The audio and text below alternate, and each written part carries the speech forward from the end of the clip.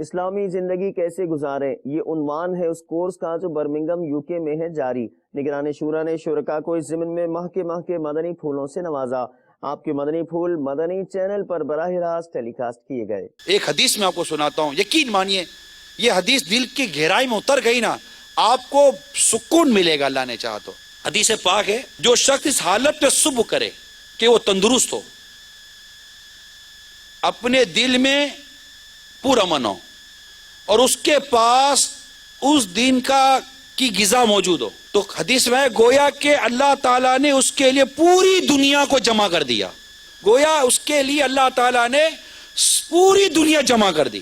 یہ کتنی خوبصورت حدیث ہے کہ ہمیں یہ سوچ ملی ہوئی ہے، ہم نے ہمارے بچوں کو یہ سوچ دی ہے، ہم شروع سے آخر تک ایک ہی سوچ کے ساتھ جی رہے ہیں، کمانا ہے، آگے بڑھنا ہے۔ جتنا ہو سکے اللہ تعالیٰ مجھے بھی اور آپ کو بھی سادگی والی زندگی نصیب فرمائے۔ اگر سادگی والی زندگی اگر عطا ہو گئی ہم کو، یقین مانیے گھر میں پہننے میں، کھانے میں، پینے میں، رہنے میں ہمیں سادگی نصیب ہو گئی۔ اب یہ نصیب ہوگی اللہ اور اس کے رسول کے ارشادات کو پڑھ کر کہ دنیا میں یوں رہو جیسے مسافر رہتا ہے۔ مدنی التجا ہے UK، یورپ، امریکہ، دنیا بھر کے اسلامی بھائیوں سے، عاشقان رسول سے، please don't forget Madani مذاکرہ in every week on Madani channel. بالکل بھولے نہیں۔ اگر آپ واقعی گھر کو امن کا گہوارہ بنانا چاہتے ہیں، مدنی التجا۔ اور یہاں مجھے پتا ہے کہ ایک ٹرانسلیشن لینگویج بیریئر ہے، I know very well، language barrier ہے، لیکن mostly parents they don't know Urdu.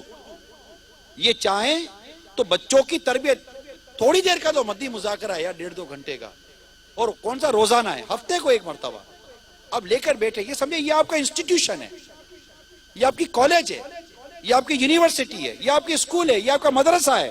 اور ٹیچر کون ہے؟ امیر اہل سنت، جن کی زبان بھی اثر لاتی ہے، جن کی نظر بھی اثر لاتی ہے، جن کا دیکھنا بھی تبدیل کر دیتا ہے۔